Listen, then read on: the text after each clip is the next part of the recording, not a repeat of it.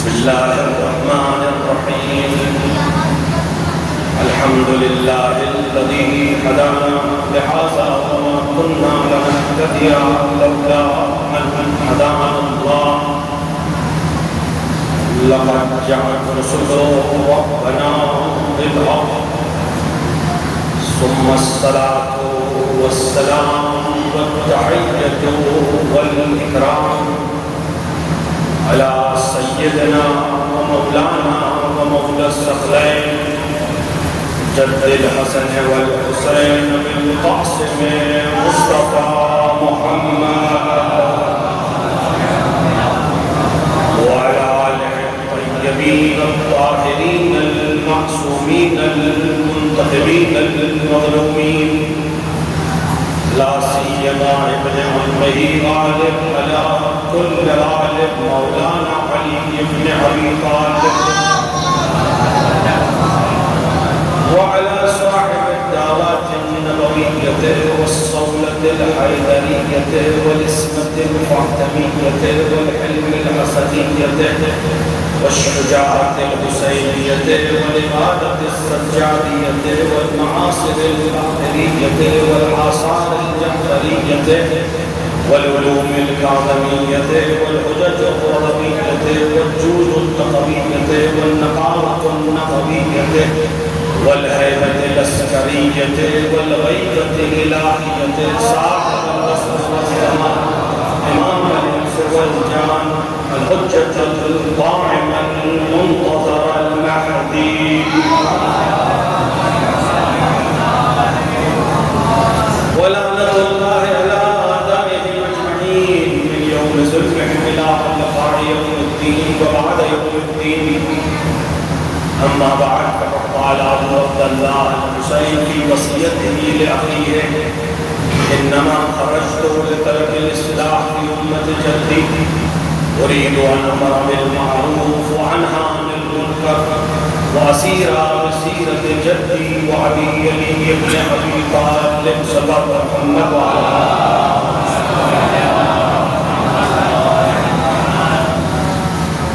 أرباب أعزاء ماتمداران سید الشہداء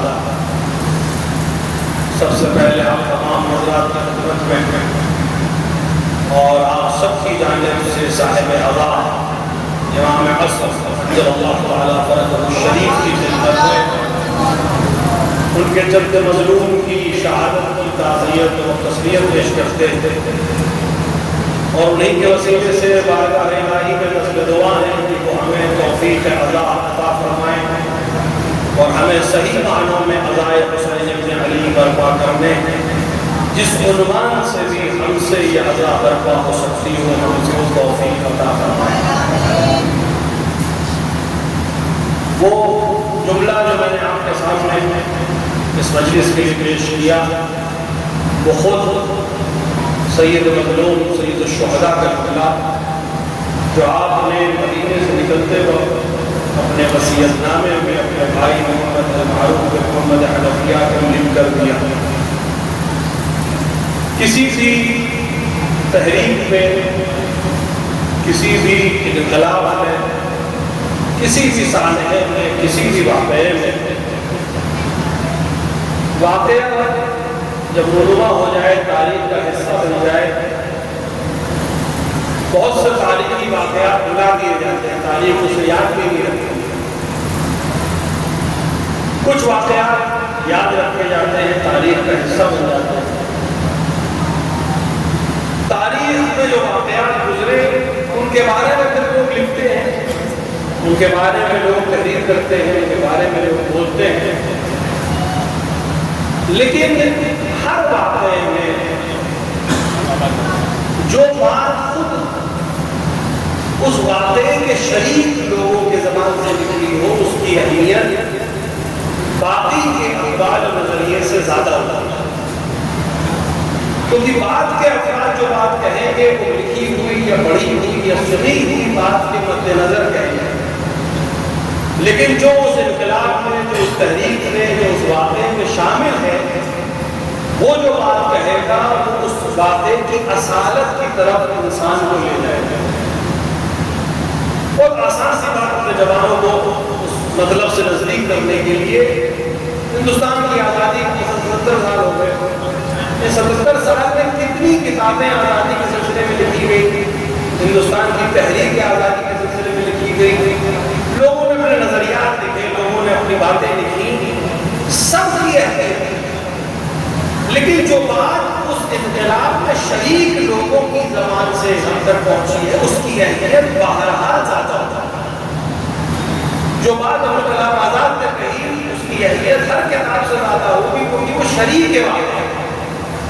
جو بات گاندھی نے کہی وہ بہرحال امپورٹنٹ ہوگی کیونکہ اس واقعے کی روح رواں بات والے سن کر یا پڑھ کر یا اپنی سمجھ میں آئے ہوئی لحاظ سے بیان کریں۔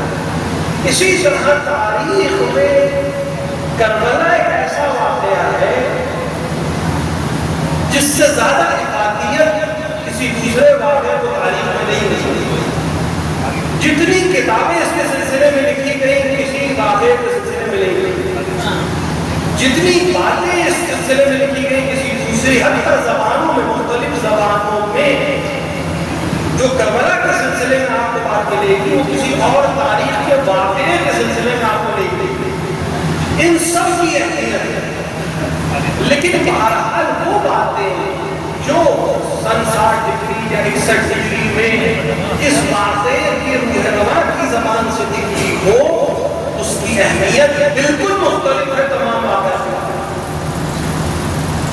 حسین بن علی جب مدینے سے نکل رہے تب کیا کہہ رہے ہیں اور کیوں کہتے ہیں، یہ بہت اہم ہے کہ انسان پہلے یہ سمجھے کہ حسین کیا کہہ رہے ہیں اور کیوں کہتے ہیں۔ حالات کو کسی بھی مسئلے کو سمجھنے کے لیے، کسی بھی گفتگو کو سمجھنے کے لیے، کسی بھی بات کو سمجھنے کے لیے یہ ضروری ہوتا ہے کہ ہم سمجھیں کب کہی گئی، کن حالات میں کہی گئی۔ حالات کے بدلنے سے جملوں کی معنی میں فرق آ جاتا ہے۔ ایک ہی لفظ ہے، خوشی کے موقع پر کہا جائے اس کے معنی الگ ہوتے، غصے میں کہا جائے معنی الگ ہوتے، طنز کے لہجے میں کہا جائے معنی الگ ہوتے، لفظ وہی ہے لیکن لہجے کے بدلنے سے، موقع کے بدلنے سے، محل کے بدلنے سے معنی بدل جاتے ہیں۔ پھر حسین بن علی امام معصوم ایک ایک لفظ اس لائق ہے کہ انسان اس کے اوپر غور کرے، فکر کرے کیا کہہ رہے ہیں حسین بن علی، کیوں کہہ رہے ہیں یہ جملہ جو آپ ارشاد فرما رہے کب کہہ رہے ہیں۔ حالات بدل چکی، حکومت بدل چکی، بیعت کا تقاضا کیا جا چکا ہے، حسین اب مدینے کو چھوڑنا چاہتے ہیں، ظاہری طور پر اپنے بھائی کو وصیت نامہ لکھ کر دے رہے ہیں، لیکن ہمیں غور کرنا پڑے گا 60 ہجری میں لکھنا اتنا آسان کام نہیں تھا۔ آج کا دور نہیں کہ آپ نے کاغذ اٹھایا، قلم اٹھایا اس کو چاہا لکھ دیا۔ ہر گھر میں کاغذ ہے، ہر گھر میں قلم ہے، بہت تیزی سے انسان کوئی بھی چیز تحریر کر سکتا ہے۔ 60 ہجری میں کاغذ اس طرح سے فراہم نہیں تھا،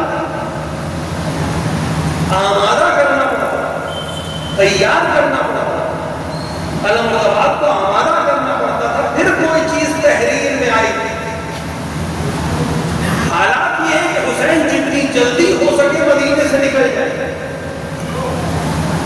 لیکن عمل حسین کا بتا رہا ہے کہ حسین اس حالات میں بھی وصیت نامے کو لکھ رہے ہیں۔ یہ خود ہمیں درس دے رہا ہے، سبق دے رہا ہے کہ وصیت صرف بھائی کے لیے نہیں ہے، کیونکہ اگر صرف بھائی کو وصیت ہوتی تو محمد حنفیہ جیسے بھائی سے حسین زبانی بھی کہہ سکتے تھے۔ حسین اگر وصیت کر رہے تھے اپنے بھائی کو وصیت کرتے تھے زبانی، تو کیا محمد حنفیہ جیسا بھائی وصیت کو بدل دیتا، وصیت پہ کیا عمل نہیں کرتا؟ لیکن حسین کا وصیت کو لکھنا بتا رہا ہے کہ حسین نہیں چاہتے تھے کہ یہ بات محمد حنفیہ کے بعد دھیرے دھیرے تاریخ میں گم ہو جائے، میں لکھ دوں تاکہ نسلوں تک میری وصیت زندہ رہ جائے، ہر ایک جان جائے میں کیا کرنے جا رہا ہوں، کیوں کرنے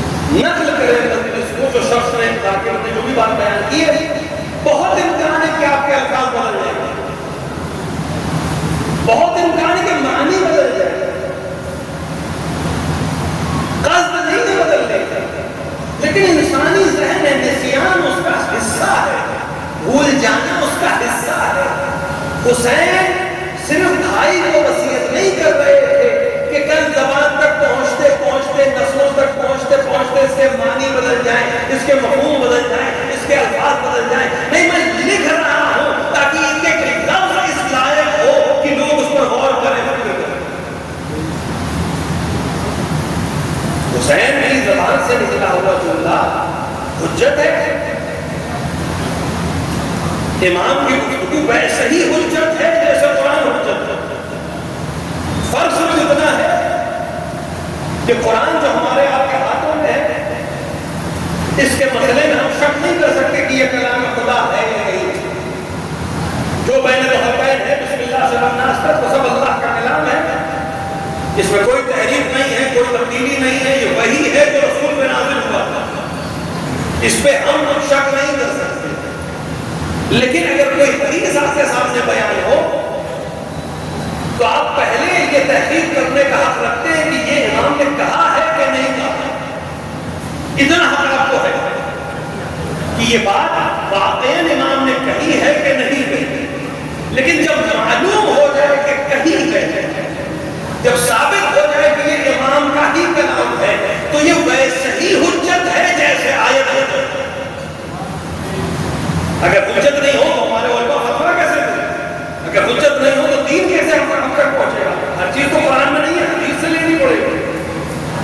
تو جب معلوم ہے کہ یہ حسین کا کلام ہے تو یہ بالکل ویسے ہی حجت ہے جیسے آیات الہی حجت ہے. کیونکہ رسول اکرم صلی اللہ علیہ وآلہ نے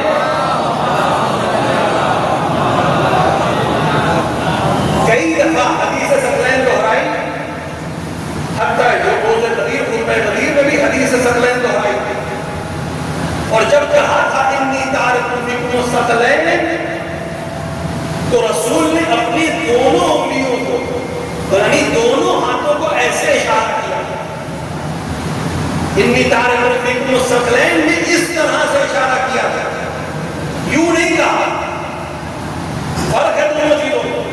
اگر یوں رسول اشارہ کرتے تو ایک انگلی بڑی ہے ایک انگلی چھوٹی ہے، لیکن رسول نے ان دو انگلیوں کو اشارہ کر کے بتایا کہ جیسے یہ دونوں برابر ہیں، ثقلین بھی بالکل برابر ہیں. جیسے قرآن حجت ہے ویسے میری یہ طرف حجت ہے.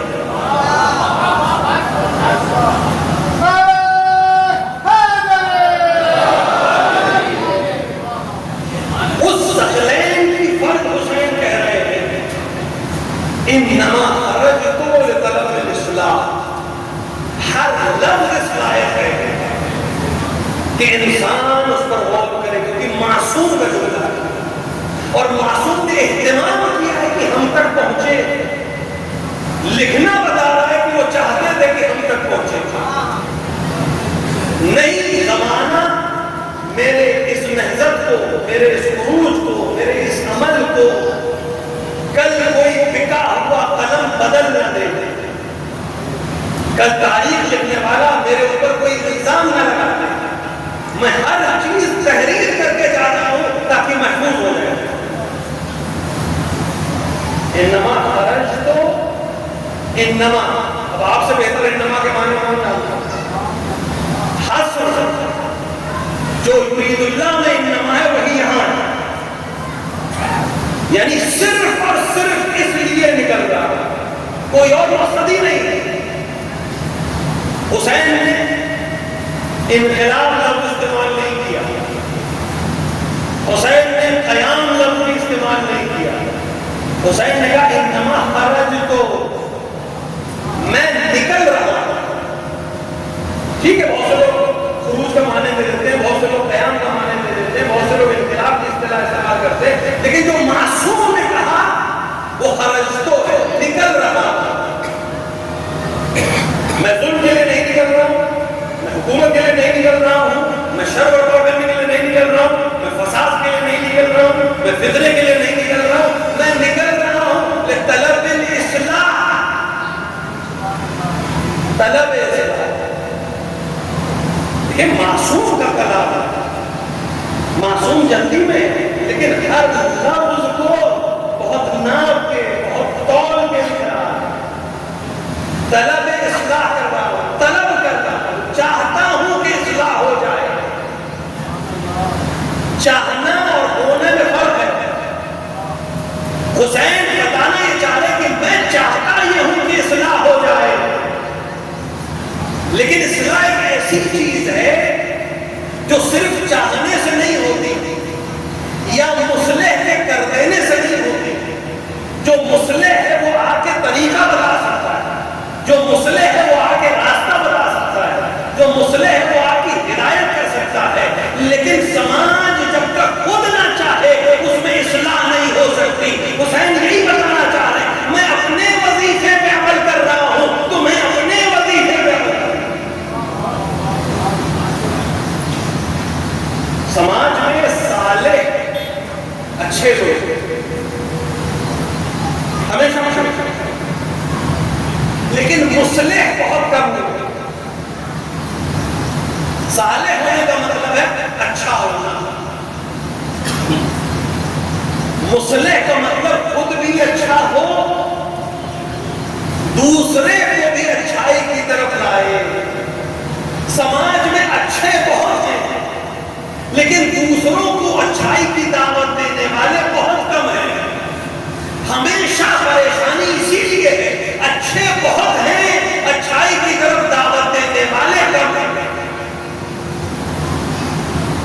صالح ہونا ایک فرق ہے، مصلح ہونا ایک بہت عظیم ذمہ داری ہے. اسی لیے اللہ نے انبیاء کو بھیجا مصلح بنا.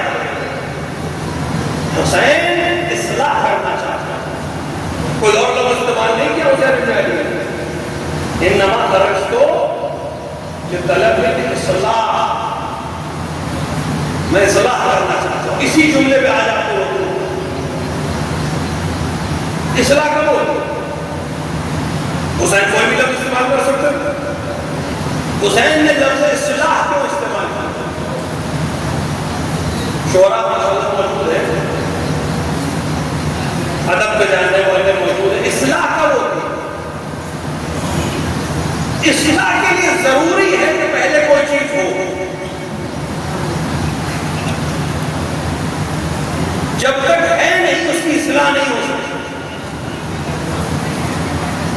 اور وہ چیز صحیح ہو پھر اس میں خرابی ہو. شعراء بیٹھے اس لفظ سے بہت بخوبی واقف ہیں. شاعر شعر کہتا ہے استاد سے اصلاح لیتا. کیا مطلب اصلاح لیتا ہے؟ یعنی اسے شعر کہہ دیا ہے، اب وہ استاد کو دکھاتا ہے کہ اس کے اندر ردیف قافیہ وزن صحیح ہے کہ نہیں. شعر استاد کو نہیں کہنا ہے، شعر شاعر کہہ چکا ہے. استاد کا فن یہ ہے کہ وہ اس شعر کی کمیوں کو دیکھے اور اس کمی کو اپنے ہنر سے صحیح کر دے کہ نہ معنی تبدیل ہو نہ مفہوم تبدیل ہو اور جتنی ضرورت ہے اس سے زیادہ الفاظ تبدیل نہ ہو. خود اسے نیا شعر نہیں کہنا ہے، اسے نیا کلام نہیں کہنا ہے، اسی کلام کو ادب کے لحاظ سے شعر کے لحاظ سے صحیح کر دینا. تو پہلے کلام وجود میں آئے گا پھر اس کی اصلاح ہوگی. اصلاح کا مطلب ہماری آج کی جوانوں کی زبان میں کہ ایک مفہوم ریپیئر کا ہے. ریپیئرنگ تبھی ہو سکتی ہے جب پہلے چیز ہو اور اس میں کوئی خرابی ہو تب وہ ریپیئر ہو. اگر صحیح ہے تو ریپیئر کی ضرورت نہیں ہے، اگر ابھی ہے ہی نہیں تو اس میں ریپیئر کا لفظ نہیں آئے گا، انوینٹ کا لفظ آ جائے گا، اختراع کا لفظ آ جائے گا، بنانے کا لفظ آ جائے گا. حسین ابن علی لفظ اصلاح کر کے کتنے قلم کو توڑ رہے ہیں، کتنی زبانوں کو خاموش کر رہے ہیں. کل کوئی بکا ہوا مورخ یہ نہ لکھے کہ حسین انقلاب لا رہے تھے، حسین نیا دین لا رہے تھے، حسین نئی شریعت لا رہے تھے. نہیں، میں کچھ نیا نہیں لا رہا ہوں، دین وہی دین ہے، شریعت وہی شریعت ہے، میں اس کو صحیح کرنے کے لیے کرتا ہوں.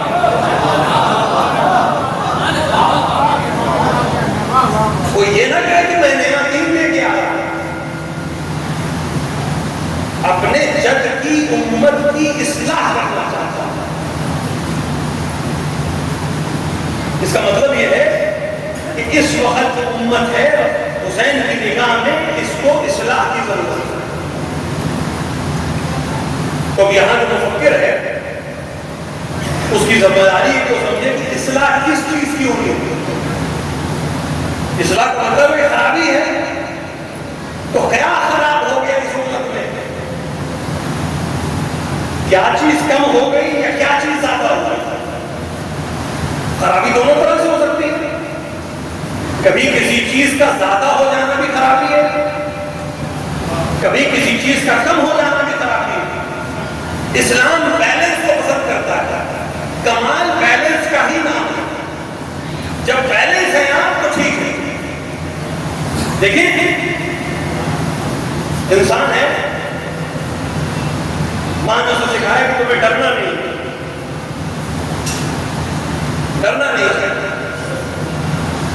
تربیت کا اثر یہ ہوا کہ اسے ڈرنا چھوڑ دیا. یہ اچھی چیز. لیکن اب اس حد تک اگر چلا جائے, بے خوف بے خطر ہو جائے کہ پھر کسی سے نہیں ڈرتا.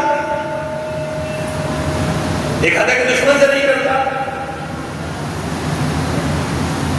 کسی ظالم سے نہیں ڈرتا, حق بولنے سے نہیں ڈرتا, سچ بولنے سے نہیں ڈرتا. یہاں تک کمال ہے. لیکن اگر آ جائے کہ رسول سے بھی نہیں ڈرتا, اللہ سے بھی نہیں ڈرتا, قرآن سے بھی نہیں ڈرتا, شریعت سے بھی نہیں ڈرتا, تو اب یہ ڈر, یہ جو ابھی تک شجاعت تھی, یہ ظلم میں تبدیل ہو جائے گی, یہ جبر میں تبدیل ہو جائے گی, یہ جابریت میں تبدیل ہو جائے گی. تو صفت وہی ہے نہ ڈرنا, لیکن حد یہ ہے کہ ایک حد ایسی ہے جہاں تک ڈرنا اچھا ہے اور ایک حد ایسی ہے جہاں نہ ڈرنا اچھا ہے. اور اس کا برعکس نہیں ڈرنا ہے, برعکس ہے ڈرنا. ڈرنا شروع کیا, اللہ سے ڈرو, رسول سے ڈرو, امام سے ڈرو, قرآن سے ڈرو, شریعت سے ڈرو.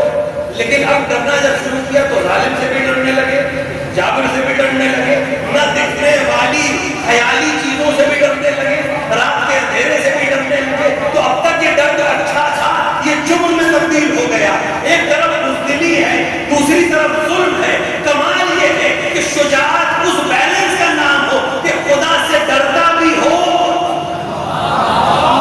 اور ظالم کا خوف بھی نہ ہو. لہذا جو شجاعت کا مظہر تھا وہ ایسا ہی تھا. جب میدان میں آتا تھا تو اس کے آگے کوئی ٹک نہیں سکتا تھا, لیکن جب محراب میں کھڑا ہوتا تھا تو چہرہ زرد ہو کے بتاتا تھا میں کسی سے نہیں ڈرتا, لیکن رب جلال سے ڈر کے بتاتا ہوں کہ میں اس کا بندہ ہوں. لہذا سب کے والے ایک سلام پڑھو محمد والے.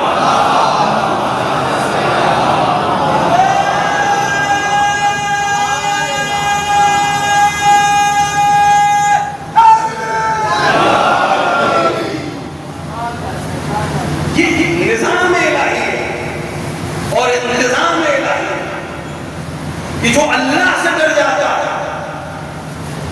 وہ پھر کسی سے نہیں ڈرتا. لیکن شرط یہ کہ وہ اللہ سے ڈرتا ہو اس معنی میں جو ڈر کے معنی ہے. اللہ کو لہٰذا اللہ حیولہ نہیں ہے, رات کی تاریکی نہیں ہے کہ تصور میں ڈرتا نہیں. ڈر کا مطلب یہ ہے کہ اس کے احکام پر چلنا ہے, یہ ڈر ہے. یہ ڈر کا لفظ ہم اس لیے استعمال کرتے ہیں کہ ہمارے پاس اس سے بہتر لفظ نہیں ہے. عربی میں تو خشیت لفظ استعمال ہوا ہے, ہم اردو میں مجبور ہیں ڈر کہتے ہیں. ڈر سے تھوڑا منفی معنی آتے ہیں. خشیت اللہ اور ڈر میں تھوڑا سا فرق ہے, لیکن ہماری زبان میں وہ لفظ ہے ہی نہیں. لہذا ہم کہتے ہیں یہ مثبت ڈر ہے, یہ اچھا ڈر ہے, یہ عقل کا تقاضا ہے ڈرنا. ایک آسان سی مثال دوں. کوئی کیڑا ہے زہریلا, آپ کے پاس آیا, آپ اس سے تھوڑا سا خوفزدہ ہوئے. کس کا کیوں خوفزدہ ہوئے؟ کیونکہ عقل بتا رہی ہے کہ یہ نقصان پہنچائے گا. یہی کیڑا, یہی جانور, یہی کوئی زہریلا کیڑا بچے کے پاس چلا جائے, اس کا نہ ڈرنا اس بات کی علامت نہیں ہے کہ وہ شجاع ہے. اس کا نہ ڈرنا اس بات کی علامت ہے کہ اس کے پاس ابھی شکل اور عقل اور شعور نہیں ہے کہ اس سے ڈرنا چاہیے. تو کہیں کہیں ڈر عقل کی وجہ سے ہوتا ہے. تو جو اللہ سے عقل کی وجہ سے ڈرتا ہے کہ وہ مالک کل ہے، اس کی بارگاہ میں حاضر ہونا ہے، اس کو ہر چیز کا جواب دینا ہے، اس کو ہر چیز کا علم ہے. میں اس سے کچھ چھپا بھی نہیں سکتا، میں اس سے کچھ چھپا کر اپنے آپ کو بدل بھی نہیں سکتا. وہ نیتوں کو جاننے والا ہے، لہذا عقل کہہ رہی ہے ایسے سے ڈرو. اور یہ اس کا وعدہ ہے کہ جو ہم سے ڈر گیا ہم اسے کسی اور سے پھر ڈرنے بھی نہیں دیں گے. اگر یقین نہ آ رہا ہو تو ٹیلی ویژن کو صرف روشن کرنے کی ضرورت ہے. ایک قوم ہے جو کسی سے نہیں ڈرتی سوائے خدا کے، اس نے بتا دیا پوری دنیا کی طاقت اکٹھا ہو جائے نہ ہم ڈر سکتے ہیں نہ ہمیں ہرایا جا سکتا. یہ سبق ہے ہمارے لیے. ہم کسی ملک کی تعریف نہیں کرتے، لیکن اگر اس کے اندر کوئی اچھی صفت ہے تو وہ اس لائق ہے کہ اس کو اپنایا جائے. ہم صرف سنتے تھے علماء سے، ذاکرین سے، کتابوں میں پڑھتے تھے کہ جو اللہ سے ڈرتے ہیں وہ کسی سے نہیں ڈرتے. لیکن آج ہم اپنی آنکھوں سے دیکھ رہے ہیں کہ عمر 84 سال سے زیادہ ہو چکی ہے. لوگ ریٹائرمنٹ کے بعد گھر میں آرام کی نیت سے رہتے ہیں کہ کوئی اگر ہلکا سا بھی کوئی گھر ہو جائے، محلے میں کوئی مسئلہ ہو جائے تو اس عمر کے لوگ خود بھی روکتے ہیں، اپنے جوانوں کو بھی روکتے ہیں. لیکن جو اللہ سے ڈرتا ہے وہ خود بھی میدان میں آتا ہے، جوانوں کو بھی میدان میں آتا ہے.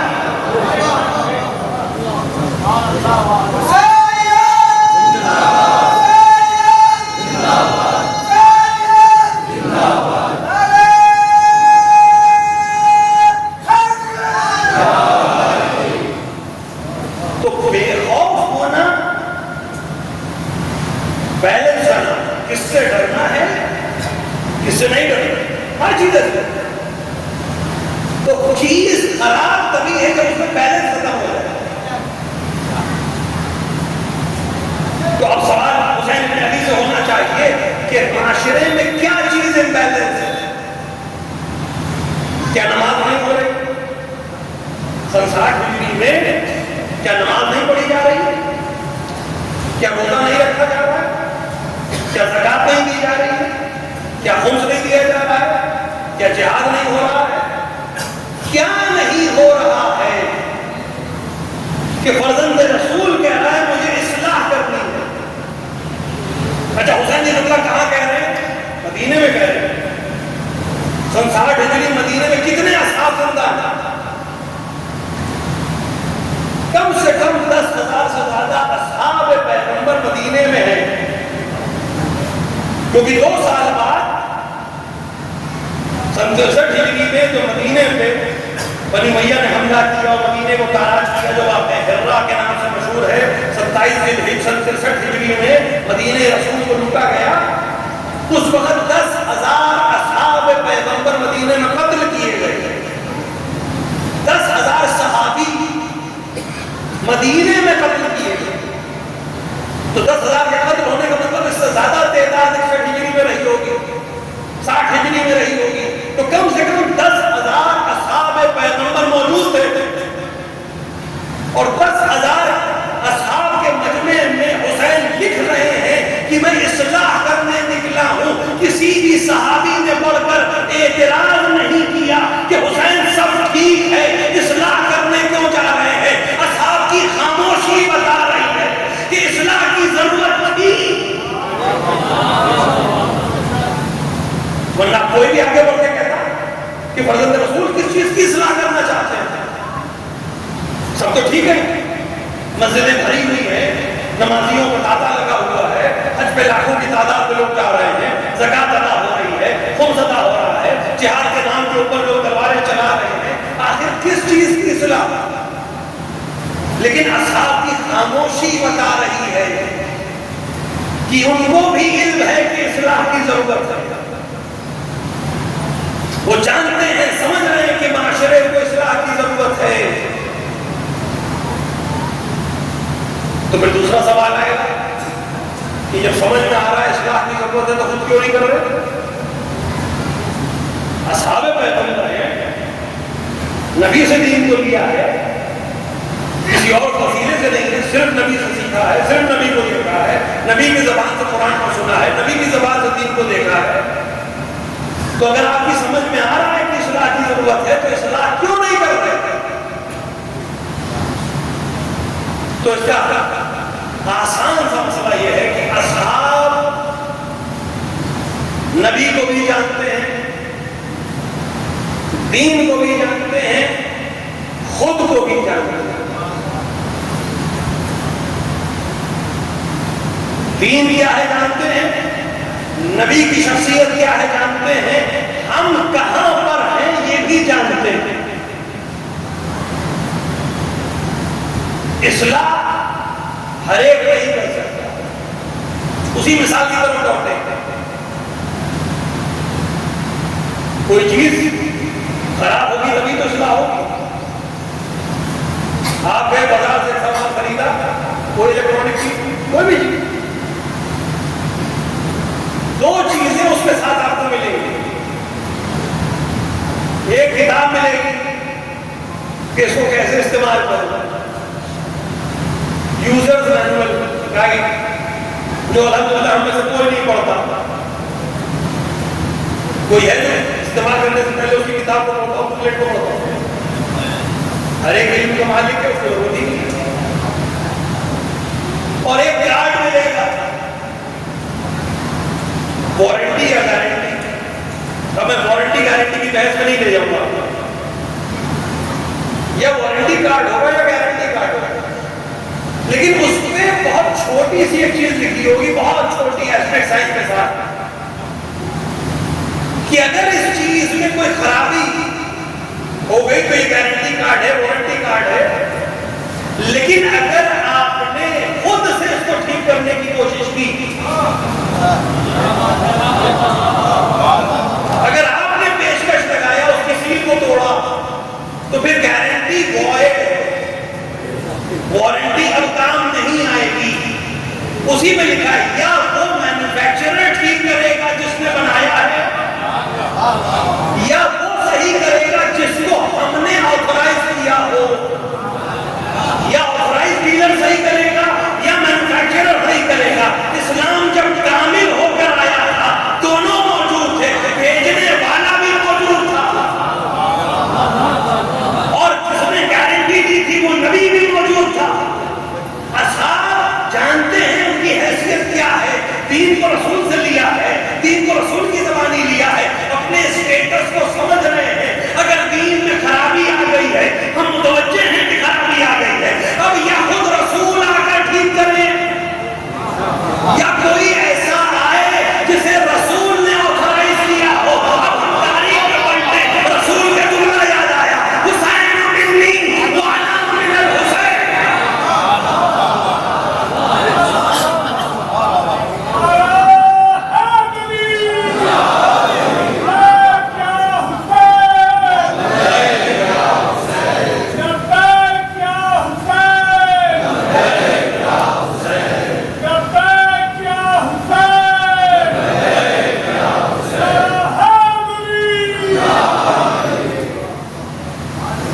یا رسول آئیں یا جسے رسول نے آتھورائز کیا ہو، جسے معلوم ہے کون سی چیز کہاں رکھنی ہے. مسلمانوں کا تو حال یہ ہے کہ سوء ادب نہیں ہے، لیکن ابھی انہیں یہ نہیں پتا ہے کہ رسول ہاتھ کہاں رکھتے ہیں. ہر فرقہ اپنے حساب سے ہاتھ رکھ رہا ہے. وہ عمل جو رسول نے سب سے زیادہ کھلے مجمع میں کیا ہے وہ نماز پڑھی ہے. تو روزہ تو انصار کر کے گھر میں بھی رہے گا. رسول نے یہ خرچ کیا ہے، زکات کے احکام بیان ہے، خود کے احکام بیان ہے، جہاد کا طریقہ معلوم. سب سے زیادہ عمل جو مجمع میں رسول نے کیا ہے وہ نماز ہے. نماز پڑھنا بھی ہمیں رسول نے سکھائی. قرآن میں تو نماز کا صرف ذکر ہے، کیسے پڑھنی ہے کہاں ہے، رکعت کتنی ہے کہاں ہے قرآن. صبح کی 2 رکعت قرآن میں تو نہیں ہے، ظہر کی 4 رکعت قرآن میں تو نہیں ہے، عصر کی 4 رکعت قرآن میں تو نہیں ہے، مغرب کی 3 کیوں؟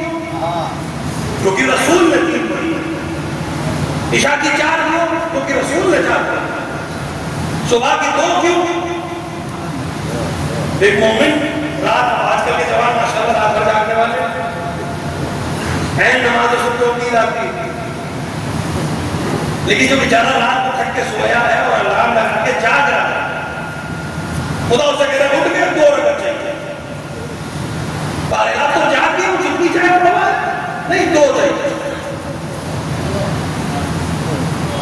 دوپہر میں 4 چاہیے، عصر میں پھر 4 چاہیے، مغرب میں 3۔ تو انسان کتنی نماز پڑھے گا، کس وقت پڑھے گا، کیسے پڑھے گا، یہ رسول نے بتایا۔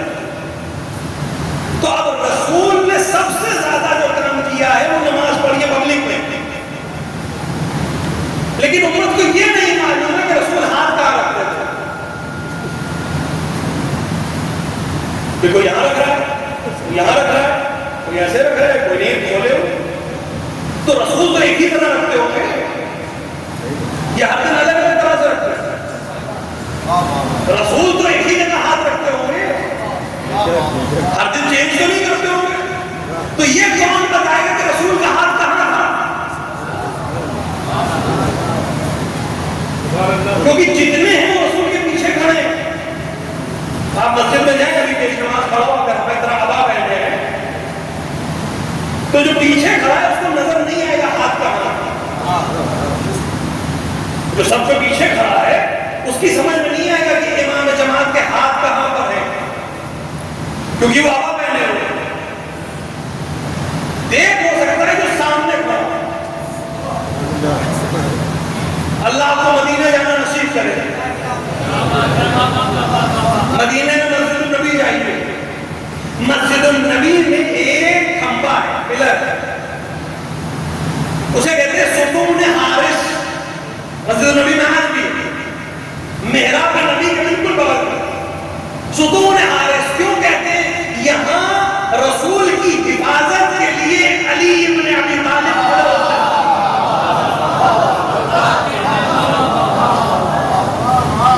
تو جو حفاظت کے لیے کھڑا ہے وہ کدھر دیکھ رہا ہوگا؟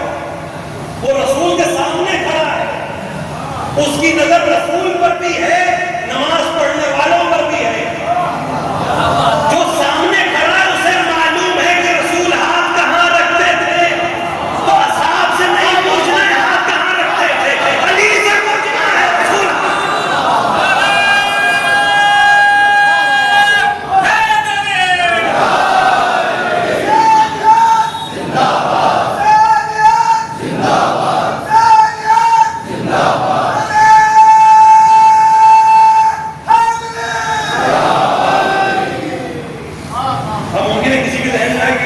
جماعت نہیں پڑھتے تھے، نہیں جماعت بھی پڑھتے تھے، لیکن کبھی کبھی حالات اور احکام بدل جاتے ہیں، نماز جماعت کا ایک ثواب، لیکن رسول کی جان بچانے کا ثواب،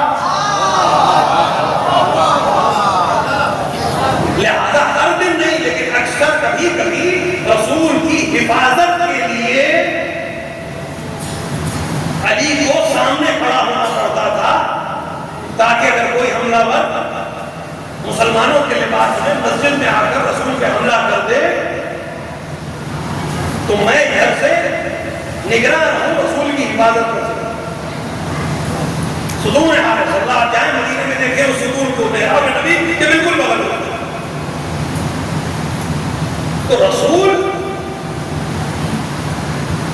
نے جو دیا ہے وہ رسول بتائے یا وہ بتائے جیسے رسول نے آتھورائز کیا۔ میں اصلاح کرنا چاہتا ہوں تو فرزند رسول، نماز ہو رہی ہے، روزہ رکھا جا رہا ہے، حج کیا جا رہا ہے، زکات دی جا رہی ہے، اصلاح کیا ہے؟ کیا فرق آیا رسول کے بعد جو آج آپ کو اصلاح کرنے کے لیے نکلنا پڑ رہا ہے؟ کیا فرق آیا حسین کے عمل کے بعد، یعنی رسول کے بعد کے 50 سال اور حسین کے بعد کے یہ 1300 سال، کیا فرق ہے؟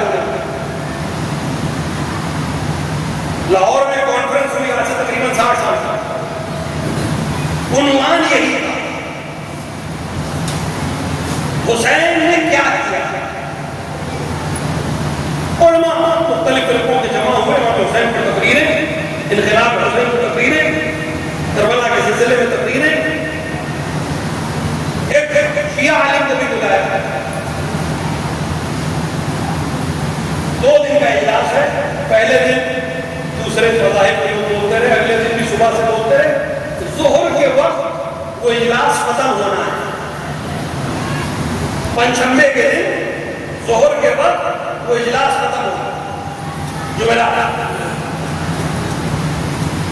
ختم ہونے میں جب 5 منٹ رہ گئے تو ان کو دعوت دی گئی کہ اس 5 منٹ میں آپ کو یہ بتانا ہے کہ حسین نے کیا کیا.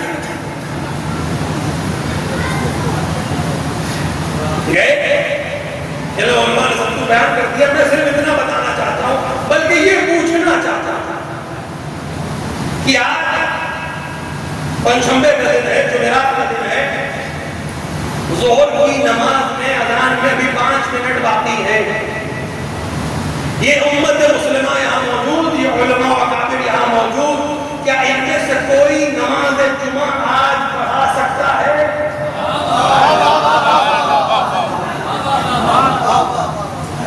کیا کوئی آج نماز جمعہ پڑھا سکتا ہے؟ کسی میں جرأت ہے کہ آج پنجشنبے ظہر کے وقت نماز جمعہ پڑھا دے؟ تو میرا مدعا بھی یہی ہے کہ آج 1300 سال کربلا کو گزر گئے، کسی میں ہمت نہیں ہے کہ پنجشنبے کے دن نماز جمعہ کا خطبہ جاری کر دے. حسین کا یہی فرق آیا کہ کربلا سے پہلے تو کسی نے جمعے کو غیر وقت پر فائز کیا، لیکن حسین کے بعد آج تک کسی میں جرأت نہ ہوئی کہ وہ جمعے کو اس کے وقت سے ہٹا. یہ حسین نے کیا. عبادت جہاں ہونی ہے، جیسے ہونی ہے، لوگوں کے لیے روشن کر دیا چیزوں کو. اب جسے حق اختیار کرنا ہے وہ حق اختیار کرے. حسین نے کام یہ بھی کیا کہ حسین سے پہلے تک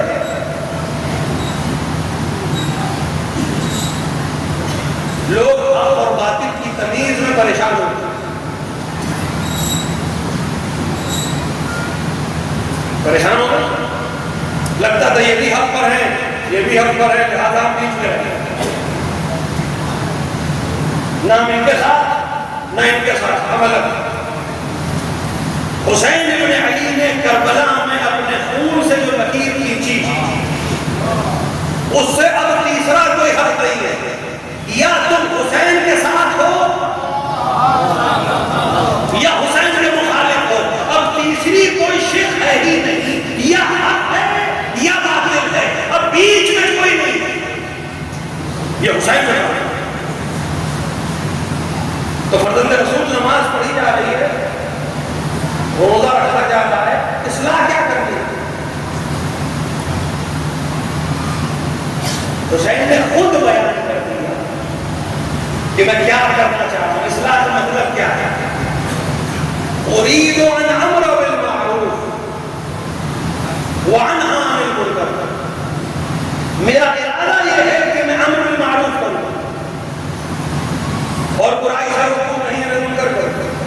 حسین ایک پیغام دے رہے ہیں کہ اگر معاشرے میں نماز ہو رہی ہو، اگر معاشرے میں روزہ رکھا جا رہا ہے، اگر معاشرے میں حج کیا جا رہا ہے، اگر معاشرے میں زکات ادا ہو رہی ہے، اگر معاشرے میں جہاد کیا جا رہا ہو، لیکن معاشرے میں غلط کو غلط کہنے کی جرأت نہ ہو، غلط سے روکنے کی جرأت نہ ہو، سچائی کو بیان کرنے کی جرأت نہ ہو، تو حسین کی نظر میں یہ معاشرہ اصلاح کے لائق ہے. اس سے مطمئن نہ ہو جاؤ کہ مسجدیں بھری ہیں، اس سے مطمئن نہ ہو جاؤ کہ رمضان میں روزے دار بہت ہیں، یہ دیکھ کر خوش نہ ہو جاؤ کہ حاجیوں کی تعداد بہت زیادہ ہے. یہ دیکھو حق بولنے والے کتنے ہیں، برائی سے روکنے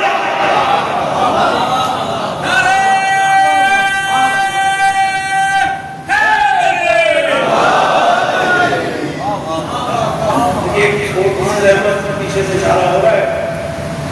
تھوڑا اگر آپ حضرات آگے آ جائیں ایک سلام پڑھتے ہوئے.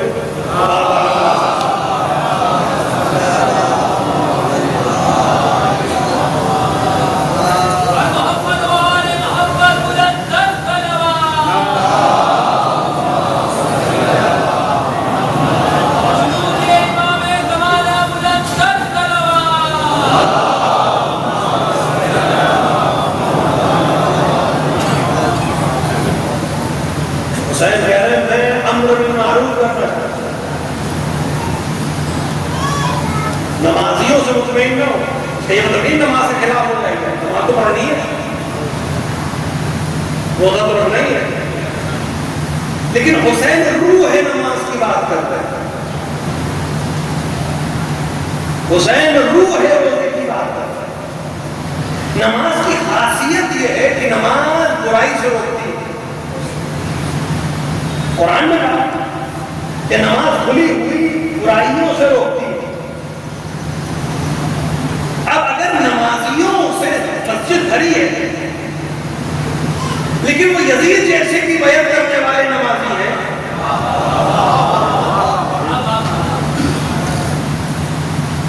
تو ہم کوئی حدیث تو ہے نہیں کہ آپ کہیے کہ آپ اس کو کچھ کمی ہوگی, سند ضعیف ہوگی, جملہ کچھ اور نہیں. قرآن کہہ رہا ہے کہ نماز برائی سے روکتی ہے. تو یا یہ نمازی نہیں ہے, یہ انسان جو نمازی بھی ہے اور یزید جیسے کی بیعت میں بھی ہے. یزید کی برائی سے بھی انکار نہیں ہے, کھلی ہوئی برائیوں کو انجام دینے والا, کھلی ہوئی حرکتوں کو انجام دینے والا. تو یہ انسان جو نمازی ہے اور نماز اپنے آپ کو برائیوں سے روکنے والا بتا رہی ہے, تو یہ انسان جو نمازی ہے یہ یزید جیسے کی بیعت میں کیوں ہے؟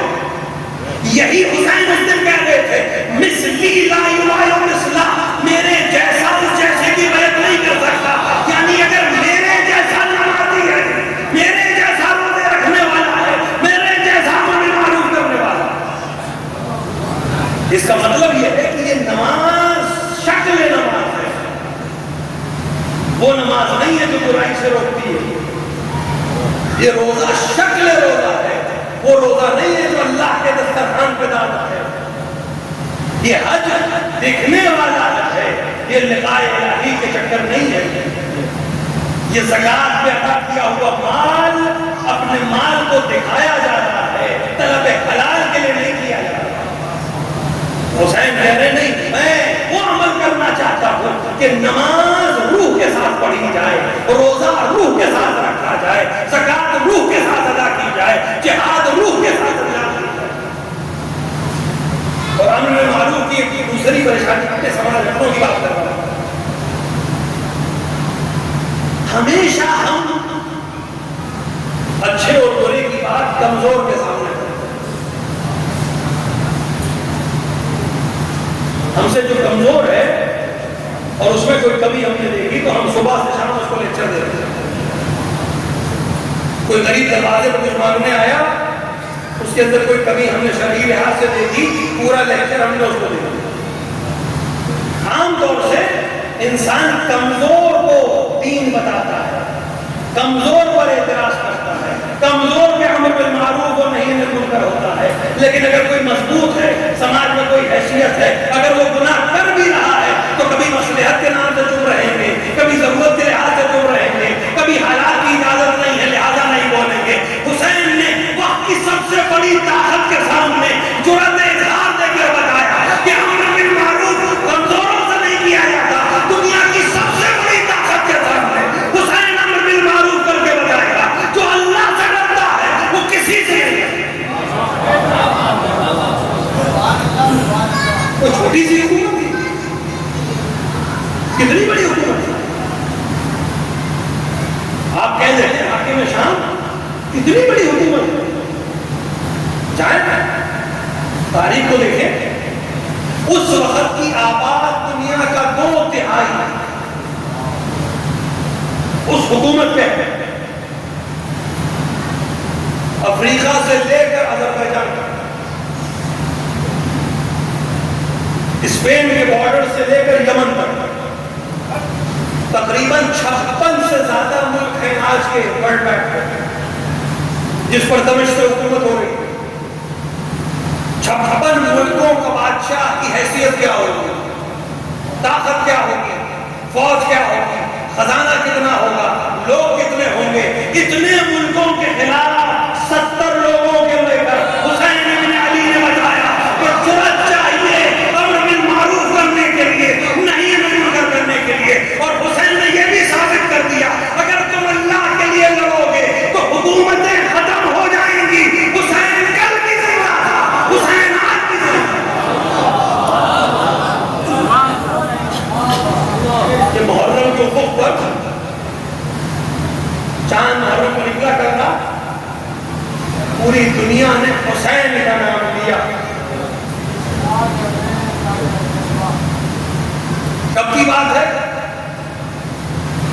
61 ہم 1447 میں داخل ہو گئے.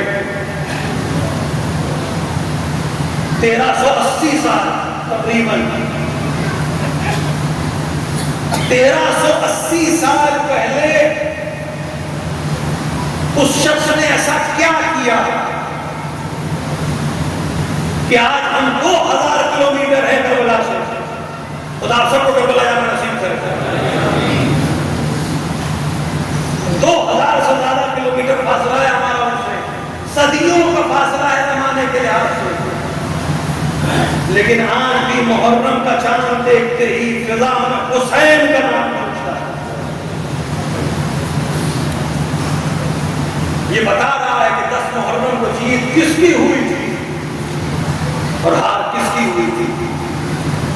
حسین کتنے خلوص سے مدینے سے نکلے تھے. حاضروں پہلی محرم عام طور سے حسین ابن علی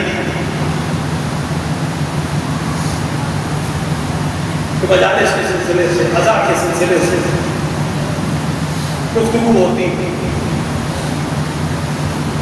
یقین جاننے کی توفیق ہے کہ ہم حسین کا ذکر کرتے ہیں.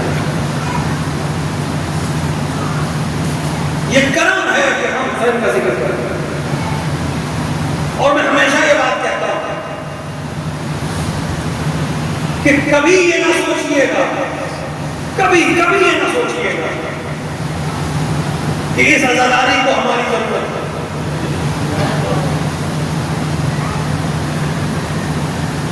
عزاداری کو ہماری ضرورت نہیں ہے, ہم کو عزاداری کی ضرورت ہے.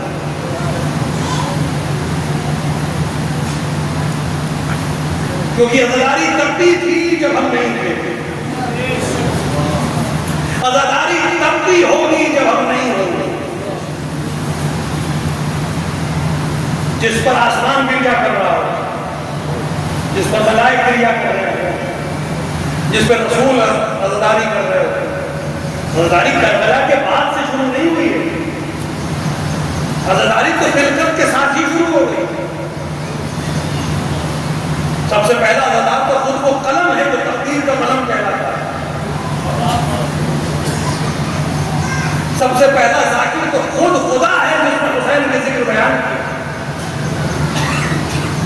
لیکن اس دنیا میں اگر آپ دیکھیں تو پہلی عزاداری جو ہمیں ملتی ہے وہ سن 61 ہجری میں نہیں ملتی, وہ آپ کو 4 ہجری میں جانا پڑے گا. 3 شعبان حسین کی ولادت کے دن جب رسول کی آغوش میں حسین کو دیا گیا, رسول نے بھی کیا کیا.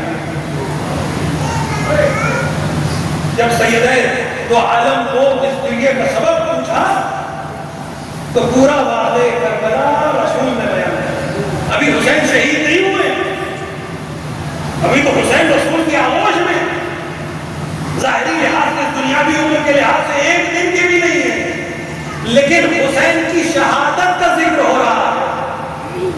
حسین کے مصائب بیان ہو رہے ہیں, رسول بیان کر رہے ہیں, سیدہ کریا کر رہی ہے. لہذا عزاداری ہماری ضرورت کا نام ہے. ہم کریا کر کے اس شخص میں آنا چاہتے ہیں جو رسول اور آل رسول کی ضرورت ہے. اور جس دن یہ سمجھ میں آ گیا کہ عزاداری ہماری ضرورت ہے, اس دن پھر یہ مسائل حل ہو جائیں گے کہ میری عزاداری, میری مجلس, میرا عالم, میری انجمن یہ ختم ہو جائے. سب حسین ہے, ہر مجلس حسین کی, ہر علم بالخط العباس. یہ تو ہمارے ہاتھ میں امانت دی گئی ہے. کسی کرم کی وجہ سے, کسی لطف و نظر کی وجہ سے ہمیں کسی لائق سمجھ کر امانت دے دی گئی ہے. ہمیں امانت اسی طرح سے اگلی نسل کو دینی ہے جیسے پہلے والوں نے ہمیں دی. اور اس میں جتنا اہتمام آپ کریں, روایت تفصیلی میں اس میں نہیں جا رہا, تفصیلی روایت ہے کہ روز محشر وہ شخص خزل ہوگا جس نے عزاداری سید الشہداء میں کمی کی. خذلان لفظ آیا. خذلان کے معنی علماء نے کیے. کیا مطلب؟ یعنی ایک انسان اس عمل کو انجام دے سکتا تھا, نہیں دیا, تو روز محشر وہ پچھتاوے میں رہے گا. یا جس طرح سے انجام دے سکتا تھا اتنا نہیں دیا. ایک انسان ہے مثلا مالی لحاظ سے 100 روپے دے سکتا تھا, اس نے 90 دیے. روز محشر اس 10 روپے کے لیے وہاں پشیمان ہوگا کہ کاش یہ بھی کیا ہوتا. تو جو جتنا کر سکتا ہے کر ڈالے, کیونکہ روز محشر پھر پچھتاوے کا دن ہے, عمل کا دن نہیں ہے. ظاہر صبح سے شام تک کوئی سے 4 میں جا سکتا تھا, 3 میں گیا. روز محشر 1 کے لیے پچھتاوا.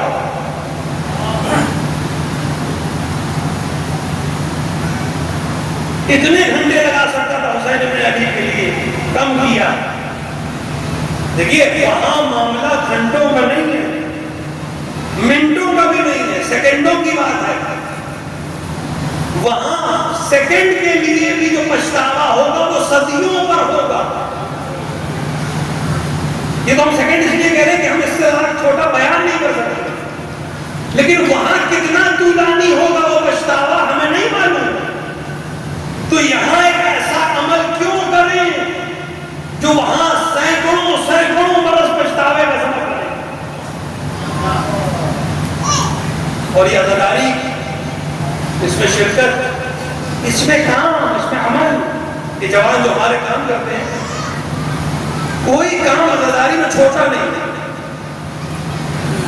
اور اس بچھانا ہو, صفائی کرنا ہو, یہ مائی میں لگانا ہو, نمبر کو سجانا ہو, علم لگانا ہو, تازیہ اٹھانا ہو, علم, کچھ بھی, ہر وہ چیز جو عزاداری سے منسوب ہے اس میں کچھ چھوٹا ہے ہی نہیں. اور یہ ایسی چیز ہے جس کی تمنا انبیاء کرتے ہیں. ہمیں آپ کو مل گیا ہے موقع. آخری جملہ بات تمام کرتا ہوں. کربلا آپ کو جانا نصیب کو جو لوگ گئے ہیں, باب القبلہ سے آپ امام حسین کی زری کی طرف بڑھے گئے. اس لیے دخول پڑھ کے جب آپ اندر داخل ہوں گے تو آپ کے الٹے ہاتھ پہ ایک زری ہے. کس کی زری ہے وہ؟ حبیب ابن مظاہر. سیدھے ہاتھ پہ گنجش ہوا جائے لیکن وہ ایک الگ سی ہے, اس کی زری تو دکھائی نہیں دیتی, لیکن حبیب کی زری دکھائی دیتی. اور عام طور سے یہ ہوتا ہے کہ انسان اندر داخل ہونے سے پہلے وہیں سے کھڑے السلام علیکم یا حبیب ابن مظاہر کہہ دیتا ہے. پھر اندر داخل ہوتا ہے, امام حسین کی زیارت کرتا ہے, جناب علی اکبر کی زیارت کرتا ہے, جناب علی زور کی زیارت کرتا ہے, ابراہیم مجاب کی زیارت کرتا ہے, پھر لوٹ کر آتا ہے حبیب ابن مظاہر اور پھر وہ زیارت جو مالک کی وہ پڑھتا ہے. تو عام طور سے یہ ہوتا ہے کہ انسان جو امام حسین کی زیارت ایک بار کرتا ہے وہ حبیب ابن مظاہر کی زیارت 2 بار کرتا ہے. ایک بار جاتے وقت, ایک بار آتے وقت. کسی عالم ربانی میں حالت مکاشفہ میں, یعنی جو انسان نیند اور جاگنے کے بیچ کا مرحلہ ہوتا ہے جس میں رموز الہی کھلتے ہیں, اس میں کسی عالم نے حبیب ابن مظاہر سے سوال کیا کہ اتنا عظیم مقام ہے آپ کو, حسین کے حرم میں دفن ہے, الگ ذریعہ ہے, جو انسان حسین کی زیارت کرتا ہے وہ 2 بار آپ کی زیارت کرتا ہے, کیا اس سے بڑا بھی مقام چاہیے؟ کیا کوئی اور تمنا ہے جو باقی رہ گئی؟ تو حبیب ابن مظاہر نے اس عالم دین سے کہا کہ ہاں ایک تمنا ہے کہا ابھی بھی کوئی تمنا باقی ہے؟ کہا ایک تمنا ہے۔ کہا کیا تمنا ہے؟ کہا میں چاہتا ہوں یہ جو عزائے سید الشہداء پوری دنیا میں برپا ہوتی ہے، میں جاؤں اور اس میں خدمت کے وظائف انجام دے سکوں۔ وہ حبیب ابن مظاہر جو شہید کربلا ہے، وہ تمنا کرتا ہے خدمت کی۔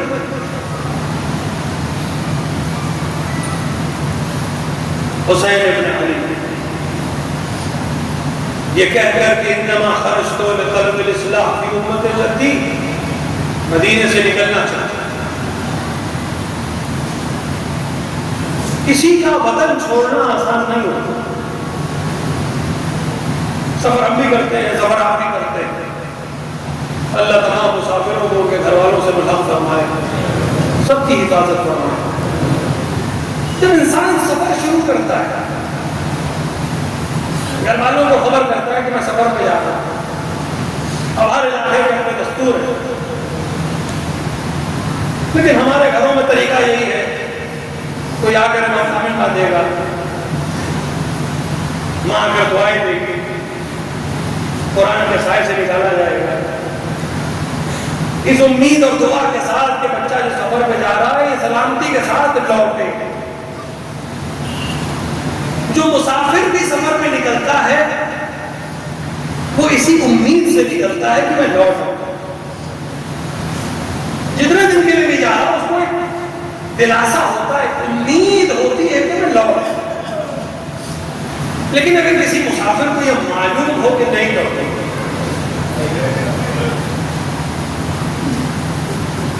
جسے علم ہے کہ میں اب لوٹ کے نہیں آؤں گا، اس کی کیفیت کیا ہوتی ہے؟ اور کوئی عام شہر نہیں، مدینہ چھوڑنا ہو،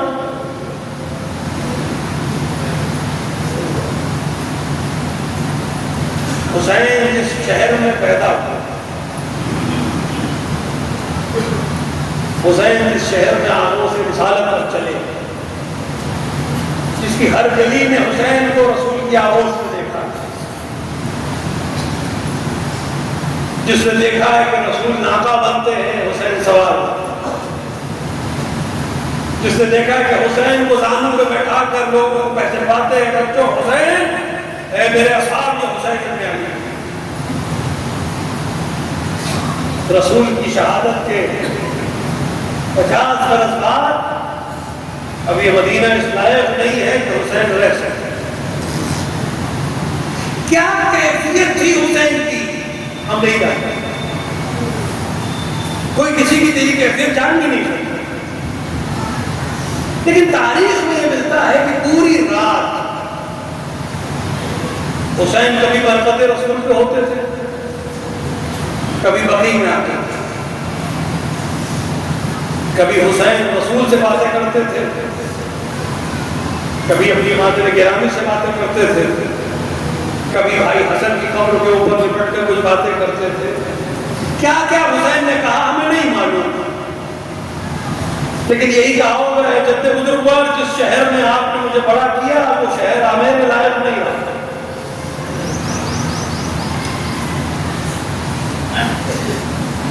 کتنی عجیب بات ہے کہ جو شہر کسی کی ولادت کی جگہ ہو، امن کا شہر ہو، رسول کا شہر ہو، جہاں سب کے لیے امن ہے، وہاں خود نواز رسول کے لیے امن نہیں ہے۔ پوری رات حسین نے گزارا،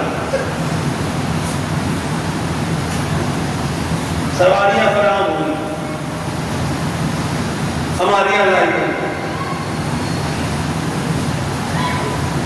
حسین سب کو لے کے چل جاتے، بچے بھی جائیں گے، عورتیں بھی جائیں گی، سب کے ساتھ جائیں۔ کیوں جا رہے ہیں؟ یہ تو بات میں دنیا کو سمجھنا ہے کہ حسین بچوں کو لے کر کیوں جا رہے ہیں، حسین عورتوں کو لے کر کیوں جا رہے ہیں۔ اس وقت حسین نے الگ الگ جواب دیے۔ راوی کہتا ہے کہ میں مدینے پہنچا، میں نے دیکھا مدینے کا عجیب سے سناٹا ہے، عجیب سی بے کیفی ہے۔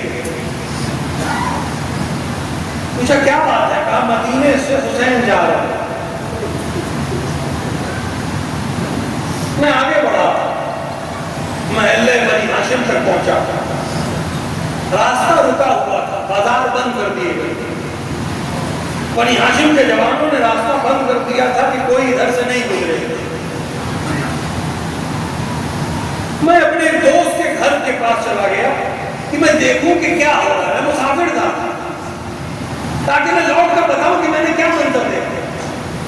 تو میں ایک بالا خانے چلا گیا اور میں نے وہاں سے ایک منظر دیکھا کہ ایک شخص ہے جو کرسی پہ بیٹھا ہے اور اس کے بغل میں دو جوان کھڑے ہیں،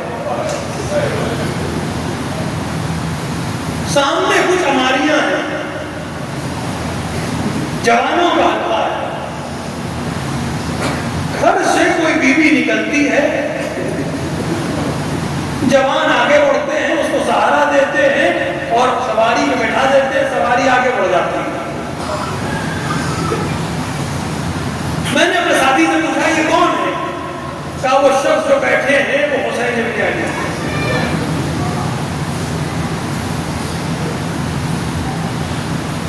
اور یہ دو جوان جو کھڑے ہیں یہ ابو الفضل عباس اور علی اکبر، ایک علی کے بیٹے ہیں ایک حسین کے بیٹے، اور یہ جوانوں کو دیکھ رہے ہیں بنی ہاشم کے جوان۔ کہتا میں نے دیکھا بیویاں آتی گئی، سواریوں پہ سوار ہوتی گئی، حسین اپنی جگہ بیٹھے رہے۔ یقین میں نے ایک منظر میں تبدیلی دیکھی، اس جوان نے حسین کے کان میں کچھ کہا اور میں نے دیکھا حسین قد سے کھڑے ہوئے، حسین کھڑے ہوئے، جوان بنی ہاشم کے اس طرح سب پہ کھڑے ہوئے جیسے سایہ بنا رہے ہو۔ وہ دو جوان جو حسین کے بغل میں تھے وہ ہماری کے نزدیک پہنچے، میں نے دیکھا ایک بلند قامت خاتون گھر سے باہر نکلی، جوانوں نے سایہ کیا، سائے سے گزرتی ہوئی حسین سب سے استقبال کے لیے کھڑے ہوئے، بیوی آگے بڑھی، ایک جوان نے ہاتھ کو تھاما، دوسرے نے بعض امنوں کو طے کیا، بیوی سوار ہو گئی۔ میں نے پوچھا آخر یہ کیا ماجرا ہے؟ کہا تم نے پہچانا نہیں، یہ کوئی اور نہیں زینب بنت علی ہیں جن کے لیے حسین کھڑے ہوئے ہیں۔ علی اکبر نے زانوؤں کو طے کیا ہے۔ میں کہوں گا ہے حسین کتنے احترام سے زینب کو لائے تھے، 11 محرم کی صبح کربلا کے میدان میں زینب کبھی دائیں دیکھتی تھی کبھی بائیں دیکھتی تھی، علی اکبر کہاں ہو، حسین کہاں ہو؟ اجرکم اللہ، خدا ان آوازوں پہ رحمت حاصل کر۔ سب سوال حسین کے گھر کے افراد سوال، کنبے کے افراد سوال، دو لوگ ہیں جو ابھی سوال نہیں، ایک بچی ہے جو حسین کی بیٹی، تاریخ نے نام فاطمہ لکھا ہے، لیکن چونکہ حسین کی بہت سی بیٹیاں فاطمہ ہیں لہذا ان کو پہچاننے کے لیے کسی کو کبرا کسی کو صغرا تاکہ پہچان ہو سکے۔ یہ چھوٹی فاطمہ ہے صغرا جو حسین کا حکم ہے کہ مدینے میں رہے، علت حکم بہت سی بیان ہوئی لیکن حکم حسین یہ ہے کہ مدینے میں رہے۔ اس بچی نے آگے بڑھ کر اپنے چھوٹے بھائی کو آغوش میں لے کہ بابا سب تو جا رہے ہیں، میرے بھیا تو میرے پاس رہے،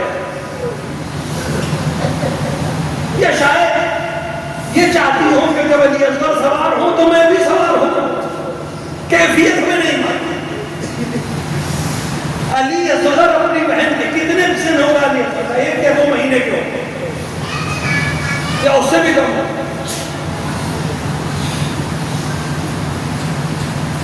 بھائی نے بھی بہن کی آغوش کو مسکن بنا لیا ہے، نکل نہیں رہی، نہ ماں کے پاس آنے کو تیار ہے نہ پھوپھیوں کے پاس جانے کو تیار ہے، کہیں نہیں جا رہے، بہن کی آغوش میں ہے۔ حسین تک یہ خبر پہنچی، حسین آئے، حسین نے علی اصغر کے کان میں کچھ کہا. تاریخ لکھتی بچہ امت کے اپنے بابا کی آغوش میں آ گیا. ہمیں نہیں معلوم حسین نے کیا کہا, علی اصغر نے ایسا کیا سنا کہ وہ حسین کی آغوش میں چلے گئے. لیکن تاریخ کربلا کو پڑھنے کے بعد دل میں خیال آتا ہے کہ حسین نے کہا ہوگا, اے علی اصغر اگر تم مدینے میں رہ گئے تو میری صدائے استغاثہ پر لبیک کون کہے گا. اے علی اصغر اگر تم مدینے میں رہ گئے تو میری مظلومیت میں مہر کون لگائے گا. اے علی اصغر اگر تم مدینے میں رہ گئے تو حرملا کے تیر کو جواب کون دے گا. اے علی اصغر تم اگر مدینے میں رہ گئے تو حسین کس کے خون سے غازہ کرے گا. ارے ہم نے یہی منظر دیکھا جب بچہ ہاتھوں پر منقلب ہوا, حسین نے خون لے کر اپنے چہرے پہ مل کر یہی کہا, اب اسی طرح اپنے جد سے زیارت کو جاؤں گا. اے نانا آپ کی امت نے ظلم کیا ہے, میں اپنے چہرے پہ علی اصغر کے خون کے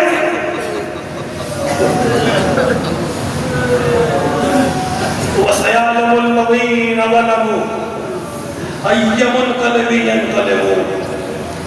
إِنَّا لِلَّهِ وَإِنَّا إِلَيْهِ رَاجِعُونَ. رِضًا بِقَضَائِهِ وَتَسْلِيمًا بِأَمْرِهِ. خدایا ہمارے اس مختصر عمل کو قبول فرما, ہمارے درمیان جو حاجت مندوں کی حاجتوں کو پورا فرما.